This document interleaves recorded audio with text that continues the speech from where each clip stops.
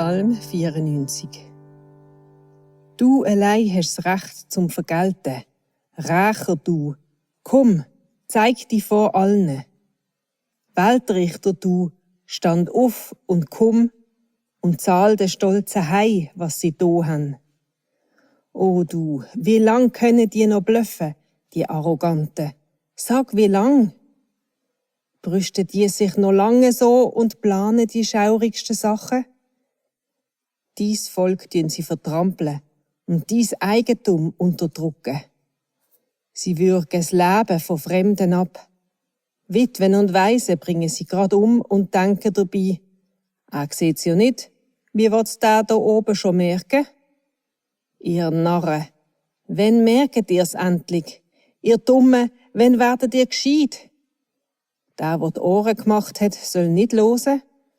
Und der die Augen geschaffen hat, soll nicht sehen. Wer die Völker erzieht, der soll nicht strafen. Der den Menschen ein Hirn gibt, der weiss doch, was sie sich ausdenken und planen.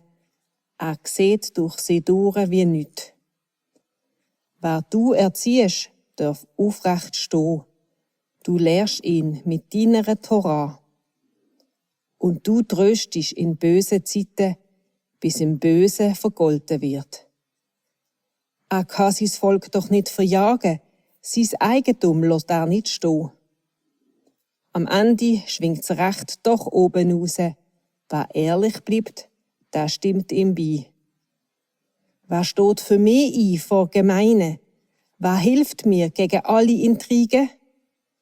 Hättest du mir nicht geholfen vor denen, ich wär schon längstens im Grab. Und wenn ich gesagt habe, jetzt bin ich verloren, hat deine Liebe mich gehabt. Und wenn meine Sorgen mich fast verdrucken, kommst du mich trösten.